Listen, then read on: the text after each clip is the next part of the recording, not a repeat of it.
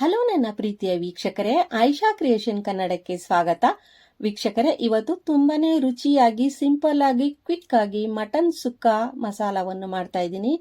ಈ ರೀತಿ ನೀವು ಒಂದ್ಸಲ ಟ್ರೈ ಮಾಡಿ ನೋಡಿ, ಅಷ್ಟೇ ರುಚಿಯಾಗಿರುತ್ತೆ.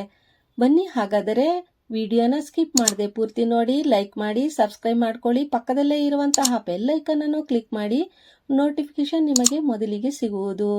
ವಿಡಿಯೋನ ಸ್ಕಿಪ್ ಮಾಡದೆ ಪೂರ್ತಿ ವಿಡಿಯೋನ ನೋಡಿ.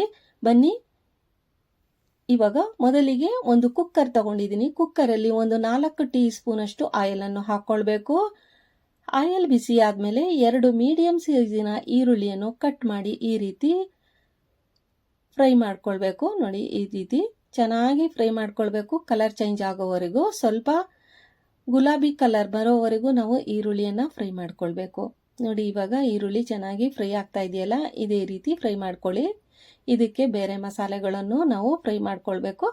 ನೋಡಿ, ಇವಾಗ ಸ್ವಲ್ಪ ಕಲರ್ ಚೇಂಜ್ ಆಗ್ತಾ ಇದೆಯಲ್ಲ, ಈ ಸ್ಟೇಜಲ್ಲಿ ನಾವು ಇದಕ್ಕೆ ಈರುಳ್ಳಿ, ಬೆಳ್ಳುಳ್ಳಿ ಮತ್ತೆ ಗೋಡಂಬಿಯನ್ನು ಹಾಕೊಳ್ತಾ ಇದ್ದೀನಿ. ನೋಡಿ, ಒಂದು 2 ಗೆಡ್ಡೆ ಬೆಳ್ಳುಳ್ಳಿ, ಗೋಡಂಬಿ ಒಂದು 8 ರಿಂದ 10, ಹಾಗೆ 2 ಇಂಚಿನಷ್ಟು ಶುಂಠಿಯನ್ನು ಹಾಕೊಳ್ತಾ ಇದ್ದೀನಿ. ಈ ಎಲ್ಲವೂ ಇದರಲ್ಲಿ ಚೆನ್ನಾಗಿ ಫ್ರೈ ಮಾಡ್ಕೊಳ್ಬೇಕು. ನೋಡಿ, ಇವಾಗ ಕಲರ್ ಚೇಂಜ್ ಆಗ್ತಾ ಇದೆಯಲ್ಲ, ಈ ರೀತಿ ಫ್ರೈ ಮಾಡ್ಕೊಳ್ಳಿ. ನೋಡಿ, ಇವಾಗ ಚೆನ್ನಾಗಿ ಇದು ಫ್ರೈ ಆಗಿದೆಯಲ್ಲ, ಇದ್ರ ಜೊತೆಗೆ ನಾನು ಮತ್ತೆ ಇನ್ನೊಂದು ಇಂಗ್ರೀಡಿಯೆಂಟ್ ಅನ್ನು ಮಿಕ್ಸ್ ಮಾಡಿಕೊಳ್ತೀನಿ. ನೋಡಿ, ಇವಾಗ ಚೆನ್ನಾಗಿ ಕಲರ್ ಚೇಂಜ್ ಆಗ್ತಾ ಇದೆಯಲ್ಲ, ಈ ಸ್ಟೇಜಲ್ಲಿ ನಾನು ಹಸಿಮೆಣಸಿನಕಾಯಿಯನ್ನು 7 ರಿಂದ 8 ಹಸಿಮೆಣಸಿನಕಾಯಿಯನ್ನು ತಗೊಂಡಿದ್ದೀನಿ. ಇದು ಜಾಸ್ತಿ ಖಾರ ಆಗಿಲ್ಲ, ಆದ್ರಿಂದ ನಾನು ಇಷ್ಟನ್ನು ತಗೊಳ್ತಾ ಇದ್ದೀನಿ. ಕಟ್ ಮಾಡಿ ಮಧ್ಯಕ್ಕೆ ಈ ರೀತಿ ಫ್ರೈ ಮಾಡ್ಕೊಳ್ತಾ ಇದ್ದೀನಿ. ನೋಡಿ, ಇವಾಗ ಚೆನ್ನಾಗಿ ಇದು ಕಲರ್ ಚೇಂಜ್ ಆಗ್ತಾ ಇದೆಯಲ್ಲ, ಈ ರೀತಿ ನೀವು ಫ್ರೈ ಮಾಡ್ಕೊಳ್ಳಿ. ಈ ಫ್ರೈ ಮಾಡಿದ ಮಸಾಲೆ ಎಲ್ಲ ಒಂದು ಪ್ಲೇಟಿಗೆ ತೆಗೆದುಕೊಳ್ಳೋಣ. ತಣ್ಣಗಾದ್ಮೇಲೆ ಈ ಮಸಾಲೆ ಎಲ್ಲ ಮಿಕ್ಸಿ ಜಾರಲ್ಲಿ ಹಾಕಿ ಪೇಸ್ಟ್ ಮಾಡ್ಕೊಳ್ಬೇಕು. ನೋಡಿ, ಇವಾಗ ಒಂದು ಪ್ಲೇಟಲ್ಲಿ ತೆಗೆದುಕೊಳ್ತಾ ಇದ್ದೀನಿ. ನೋಡಿ, ಈ ರೀತಿ ತೆಗೆದುಕೊಂಡಾದ್ಮೇಲೆ ನಂತರ ಇದಕ್ಕೆ ನಾವು ಬೇರೆ ಮಸಾಲೆ ಎಲ್ಲ ಹಾಕಿ ಮತ್ತೆ ಫ್ರೈ ಮಾಡ್ಕೊಳ್ಬೇಕು. ನೋಡಿ, ಇವಾಗ ಅದೇ ಎಣ್ಣೆಯಲ್ಲಿ ನಾನು ಒಂದು ಅರ್ಧ ಟೀ ಸ್ಪೂನ್ ಅಷ್ಟು ಜೀರಿಗೆ, ಒಂದು 3 ರಿಂದ 4 ಲವಂಗ, ಹಾಗೆ ಒಂದು ಏಲಕ್ಕಿ ಹಾಕೊಂಡು ಈ ರೀತಿ ಫ್ರೈ ಮಾಡ್ಕೊಳ್ತಾ ಇದ್ದೀನಿ. 1 ಇಂಚಿನಷ್ಟು ಚಕ್ಕೆಯನ್ನು ಹಾಕ್ಕೊಳ್ತಾ ಇದ್ದೀನಿ. ಜಾಸ್ತಿ ಚಕ್ಕೆಯನ್ನು ಹಾಕ್ಕೊಳ್ಬೇಡಿ, ನೋಡಿ ಸ್ವಲ್ಪನೇ ಹಾಕ್ಕೊಳ್ಬೇಕು. ಇವಾಗ ನಾನು ಚೆನ್ನಾಗಿ ಮಟನ್ ಅನ್ನು ಅರ್ಧ ಕಿಲೋ ಮಟನ್ ಅನ್ನು ತಗೊಂಡಿದ್ದೀನಿ, ಚರ್ಬಿ ಜೊತೆಗೆ ತಗೊಂಡಿದ್ದೀನಿ. ನೋಡಿ, ಈ ರೀತಿ ಫ್ಯಾಟ್ ಇರೋದ್ರಿಂದ ಚೆನ್ನಾಗಿ ರುಚಿ ಬರುತ್ತೆ. ನೋಡಿ, ಇವಾಗ ಮೀಡಿಯಂ ಸೈಜಿನ ಈ ಮಟನ್ ಅನ್ನು ಇದರಲ್ಲಿ ಹಾಕ್ತಾ ಇದ್ದೀನಿ. ನೋಡಿ, ನೀರು ಸ್ವಲ್ಪನೂ ಇರಬಾರ್ದು, ಮಟನಲ್ಲಿ ಚೆನ್ನಾಗಿ ತೊಳೆದು ಡ್ರೈ ಆಗಿರಬೇಕು. ನೋಡಿ, ಇವಾಗ ಇದನ್ನ ಚೆನ್ನಾಗಿ ಮಸಾಲೆ ಹಾಕದೇನೆ ಈ ರೀತಿ ಚೆನ್ನಾಗಿ ಒಂದು 5 ರಿಂದ 6 ನಿಮಿಷ ಮಟನ್ ಕಲರ್ ಚೇಂಜ್ ಆಗೋವರೆಗೂ ನಾವು ಈ ರೀತಿ ಎಣ್ಣೆಯಲ್ಲಿ ಫ್ರೈ ಮಾಡ್ಕೊಳ್ಬೇಕು.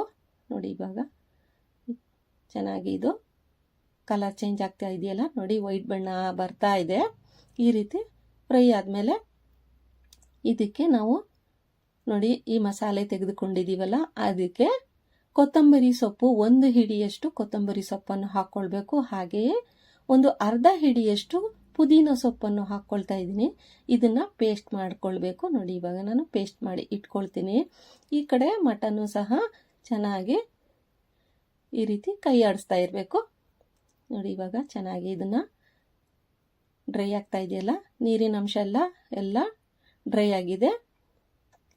ನೋಡಿ, ಮಟನ್ ಕಲರ್ ಚೇಂಜ್ ಆಗಿದೆಯಲ್ಲ, ಈ ಸ್ಟೇಜಲ್ಲಿ ನಾವು ಪೇಸ್ಟ್ ಮಾಡ್ಕೊಂಡಿರುವಂತಹ ಮಸಾಲೆಯನ್ನು ಇದಕ್ಕೆ ಮಿಕ್ಸ್ ಮಾಡ್ಕೊಳ್ಬೇಕು. ಮಸಾಲೆಯಲ್ಲೂ ಸಹ ಜಾಸ್ತಿ ನೀರನ್ನು ಹಾಕ್ಕೊಳ್ಬೇಡಿ.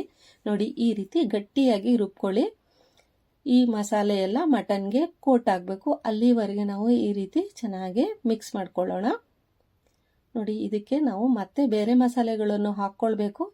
ನೋಡಿ, ಹೊಂದ್ಕೊಳ್ತಾ ಇದೆಯಲ್ಲ, ಈ ರೀತಿ ಹೊಂದ್ಕೊಳ್ಬೇಕು.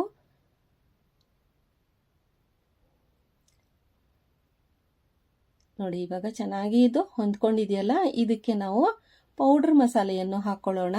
ನಾನು ಇಲ್ಲಿ ಚಿಲ್ಲಿ ಪೌಡ್ರು ಯೂಸ್ ಮಾಡ್ತಾ ಇಲ್ಲ, ಗ್ರೀನ್ ಮಸಾಲೆ ಎಲ್ಲ ಹಾಕ್ಕೊಳ್ತಾ ಇರೋದು. ನಾನು ಹಸಿ ಮೆಣಸಿನಕಾಯಿ ಮತ್ತೆ ಇಲ್ಲಿ ಒಣ ಮೆಣಸಿನ ಪೌಡ್ರ್ ಹಾಕ್ಕೊಳ್ತೀನಿ ನಾನು.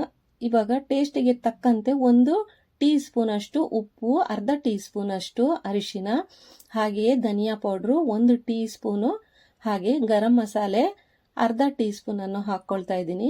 ಜೀರಿಗೆ ಪೌಡ್ರ್ ಯೂಸ್ ಮಾಡ್ತಾ ಇಲ್ಲ ನಾನು. ಜೀರಿಗೆ ಹಾಕ್ಕೊಂಡಿರೋದು. ನೋಡಿ ಇವಾಗ ಚೆನ್ನಾಗಿ ಮಿಕ್ಸ್ ಆಗ್ತಾ ಇದೆಯಲ್ಲ, ಈ ರೀತಿ ಮಿಕ್ಸ್ ಮಾಡ್ಕೊಳ್ಳಿ. ಇಲ್ಲಿ ನಾನು ಟೊಮಾಟೋನು ಯೂಸ್ ಮಾಡ್ತಾ ಇಲ್ಲ, ಕಾಯಿನೂ ಯೂಸ್ ಮಾಡ್ತಾ ಇಲ್ಲ. ಈ ರೀತಿ ಚೆನ್ನಾಗಿ ಮಸಾಲೆಯಲ್ಲೇ ಕೋಟ್ ಆಗಬೇಕು. ಮಟನ್ನು ಸಹ ಇದು ಚೆನ್ನಾಗಿ ಬೆಂದೋಗುತ್ತೆ. ನೋಡಿ ಇವಾಗ ಇದು ಚೆನ್ನಾಗಿ ಹೊಂದ್ಕೊಂಡಿದೆಯಲ್ಲ. ಇವಾಗ ಅದೇ ಮಸಾಲೆ ಜಾರಲ್ಲಿ ನಾನು 1.5 ಲೋಟದಷ್ಟು ನೀರನ್ನು ಹಾಕ್ಕೊಳ್ತಾ ಇದ್ದೀನಿ. ನೋಡಿ ಮಟನ್ನು ಇದಕ್ಕೆ ನೀರು ಎಷ್ಟು ಬೇಕು ಅಷ್ಟು ಮಾತ್ರ ಹಾಕ್ಕೊಳ್ಳಿ. ಜಾಸ್ತಿ ನೀರು ಹಾಕ್ಕೊಂಡ್ರೂ ಸಹ ತೆಳ್ಳಗಾಗೋಗುತ್ತೆ. ನೋಡಿ ಇವಾಗ ಹೊಂದ್ಕೊಳ್ತಾ ಇದೆಯಲ್ಲ, ಮಟನ್ ಮೇಲೆ ನೀರಿರಬೇಕು, ಇಷ್ಟು ಮಾತ್ರ ಹಾಕಿ ಕುಕ್ಕರಿನ ಲಿಡ್ಡನ್ನು ಮುಚ್ಚಿ ಒಂದು 7ರಿಂದ 8 ವಿಷಲ್ ತಗೊಳ್ಳಿ. ಮಟನ್ ಜಾಸ್ತಿ ಬೆಂದೋದ್ರೆ ಚೆನ್ನಾಗಿ ಪುಡಿ ಆಗೋಗುತ್ತೆ. ನೋಡಿ ಇವಾಗ ಇದನ್ನ ನೋಡಿ ಇವಾಗ ಚೆಕ್ ಮಾಡ್ಕೊಳ್ಳಿ.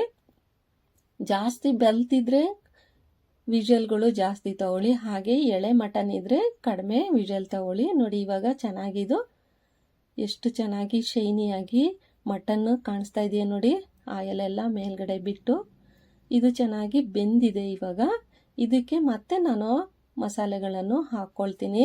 ಏನಂತ ಅಂದರೆ ನಾನು ಇಲ್ಲಿ ಕಾಳು ಮೆಣಸಿನ ಪೌಡ್ರನ್ನು ಹಾಕ್ಕೊಳ್ತೀನಿ. ಕಾಳು ಮೆಣಸು ಅಂದರೆ ಕುಟ್ಟಿ ಹಾಕಬೇಕು. ನೋಡಿ ದಪ್ಪ ಆಗಿ ಈ ರೀತಿ ತರಿಯಾಗಿ ಇರಬೇಕು ಕಾಳುಮೆಣಸು. ಇವಾಗ 1 ಟೀ ಸ್ಪೂನ್ ಅಷ್ಟು ಕಾಳುಮೆಣಸನ್ನು ಹಾಕ್ಕೊಂಡಿದ್ದೀನಿ. ಇದಕ್ಕೆ ರುಚಿಗೆ ತಕ್ಕಷ್ಟು 1 ನಿಂಬೆಹಣ್ಣನ್ನು ಹಾಕ್ಕೊಳ್ಬೇಕು. ಇದು ನಿಂಬೆಹಣ್ಣು ಹಾಕೋದ್ರಿಂದ ತುಂಬನೇ ರುಚಿ ಇರುತ್ತೆ. ನೋಡಿ ಇವಾಗ ನಿಂಬೆ ರಸವನ್ನು ಹಾಕ್ಕೊಳ್ತಾ ಇದ್ದೀನಲ್ಲ, 1 ನಿಂಬೆ ರಸವನ್ನು ಹಾಕ್ಕೊಳ್ಳಿ. ಅರ್ಧ ಕಿಲೋ ಮಟನ್ಗೆ 1 ನಿಂಬೆಹಣ್ಣನ್ನು ಹಾಕಿ ಸಾಕು. ಇವಾಗ ಇದು ಎಲ್ಲ ಚೆನ್ನಾಗಿ ಹೊಂದ್ಕೊಳ್ಳೋ ಹಾಗೆ ಇದನ್ನ ಮಿಕ್ಸ್ ಮಾಡ್ಕೊಳ್ಳೋಣ. ಇದು ರೊಟ್ಟಿ, ದೋಸೆ ಯಾವುದಕ್ಕಾದ್ರೂ ಇದು ತುಂಬಾನೇ ಸೈಡ್ ಡಿಶ್ ಆಗಿ ತಗೊಳ್ಳಿ. ನೋಡಿ ಎಷ್ಟು ಚೆನ್ನಾಗಿ ಬಂದಿದೆಯಲ್ಲ, ಹಾಗೆಯೇ ಇದು ತಿನ್ನಬಹುದು.